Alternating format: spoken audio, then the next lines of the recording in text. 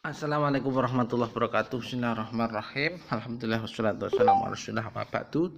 Okay, today we will discuss making inferences.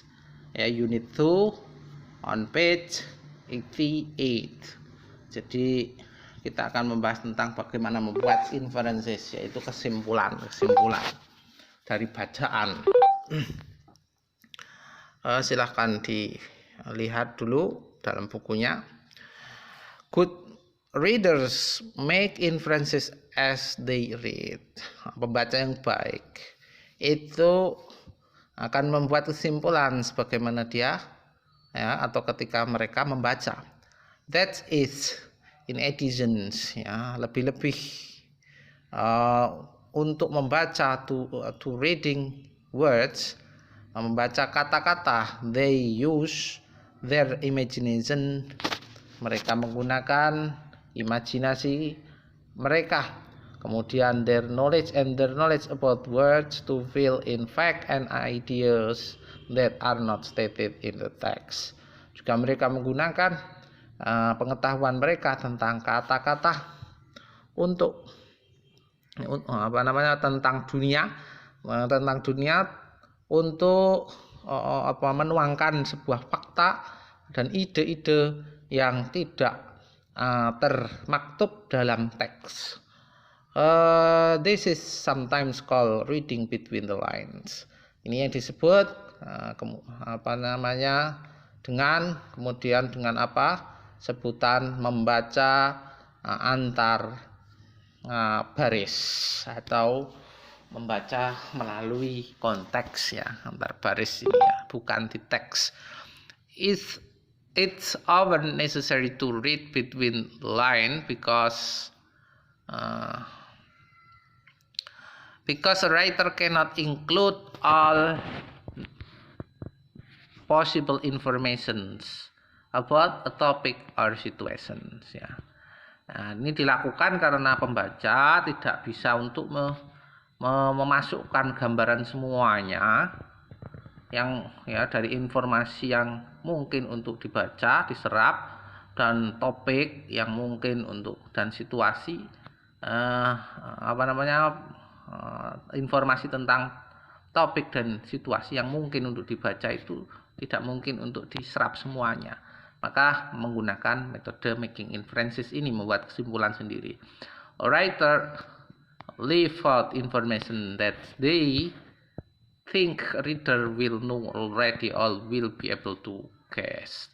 Nah, penulis akan meninggalkan informasi yang bisa pembaca untuk membuat para penulis itu membuat para pembaca mengetahui semua tentang itu yang mau disampaikan dalam tulisan, and what will able to guess, dan apa yang bisa untuk ditebak.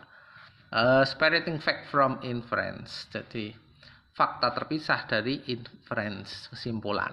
Ini cara membuat kesimpulan, kesimpulan dari sebuah paragraf atau sebuah bacaan.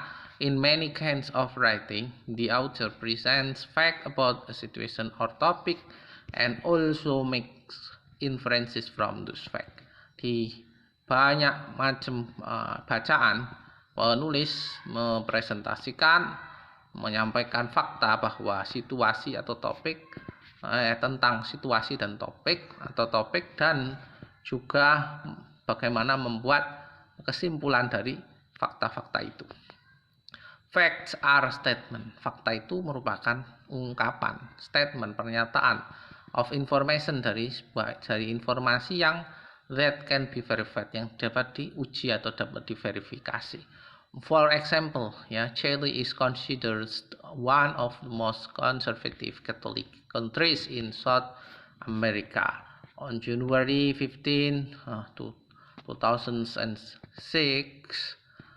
Chileans elected their first woman president, the socialist Michelle Bachelet, with 53.5% of their votes. She is a former defense minister, a doctor, a single mother and non-Catholic. Her father, a general in the army, was killed in 1973 under the military dictatorship of Pinochet. Her elections campaign was based on promises of social and economic reforms aimed at more equality. Ya, jadi sini bacaan ini bisa disimpulkan inferences are educated cases that are based on facts. Jadi kesimpulannya itu bisa diarahkan melalui tebaan-tebaan ya yang berdasar pada fakta. Contohnya ini contoh adalah kesimpulannya. The people in Chile are not conservative as general thought. People in Chile want change in their society and economy. President Bart's background and experience should help her understand the problem in Chile. The fact that she served as defense ministry may have researched conservative afraid of radical change. Ya, terakhir bisa disimpulkan juga the fact that her father was killed under Pinochet probably raised her standing among leftists. Jadi dari sini ini kata lain daripada ungkapan di atas. Kata lain inilah kesimpulan sendiri. Ya, bisa Anda praktekkan di praktek-praktek atau exercise yang berikutnya. Demikian, see you next. Assalamualaikum warahmatullahi wabarakatuh.